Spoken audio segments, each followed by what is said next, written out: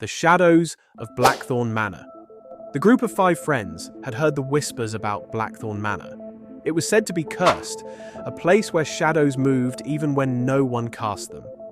They laughed it off as local superstition.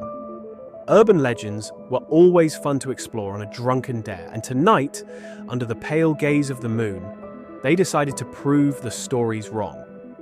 Mia led the group, flashlight in hand, her confidence unwavering. "It's just an old, abandoned house," she scoffed, her breath visible in the chilling night air. Behind her followed Ethan, the skeptic, Sarah, the nervous one, Jordan, the thrill-seeker, and Greg, the quiet observer.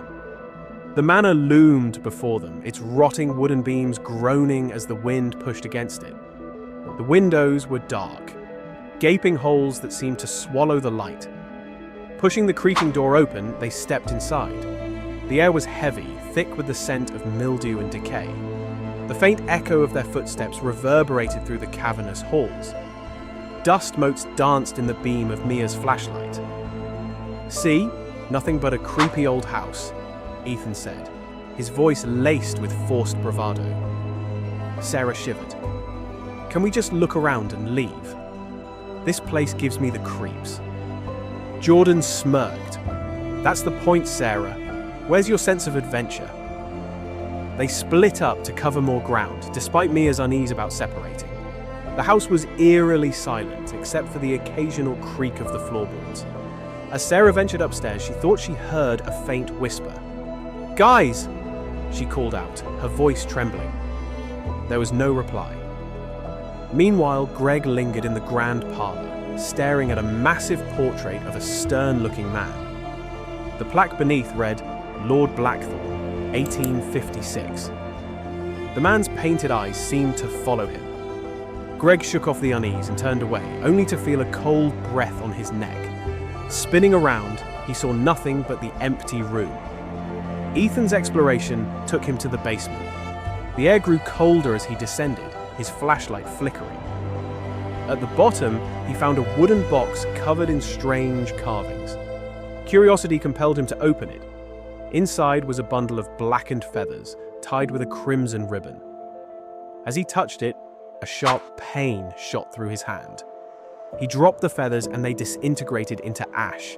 Upstairs, Sarah screamed. The group reconvened in the main hall, panic etched on their faces. "Something's not right here," Sarah stammered, tears streaming down her face. I don't know what I saw." "Calm down," Mia said, though her voice wavered.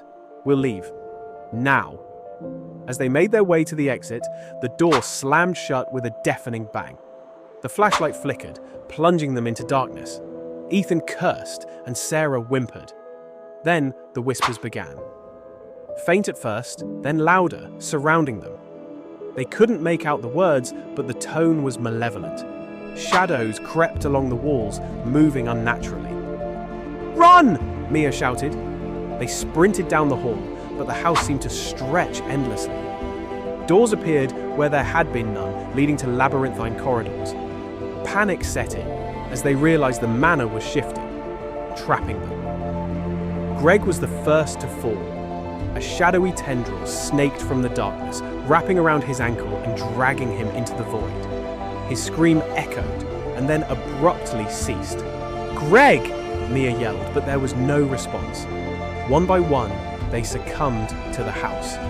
Jordan's flashlight failed as he was consumed by a mass of shadows, his cries fading into silence. Sarah froze, paralyzed by fear, as ghostly hands emerged from the walls, pulling her in. Finally, only Mia and Ethan remained. They found themselves back in the grand parlor, the portrait of Lord Blackthorn glaring down at them. The shadows coalesced into a humanoid form, its eyes glowing red. "Why are you doing this?" Mia demanded, her voice shaking. The shadow tilted its head. "You woke me. You've seen too much." Ethan stepped forward. "We didn't mean to." The shadow struck, and Ethan crumpled to the floor. Mia screamed, clutching her flashlight as if it could protect her. Suddenly the shadows retreated, and the room fell silent. A new voice spoke. "Enough." Mia turned to see Greg, alive but different. His eyes glowed faintly and his expression was eerily calm. "It's over, Mia. Greg? You're alive!" Relief flooded her until she noticed the shadow tendrils writhing around his feet. "Not quite," he said, smiling coldly. "The manor needs a caretaker, and it chose me." "What? No, we have to leave." Mia backed away. Greg shook his head. "You can't. But don't worry. You'll stay here with me. Forever." The shadows surged forward, engulfing Mia. Her scream was cut short and the house grew still once more. In the grand parlor, the portrait of Lord Blackthorn had changed. Now it showed Greg, his glowing eyes staring out with a knowing smile. Whispers began again, waiting for the next visitor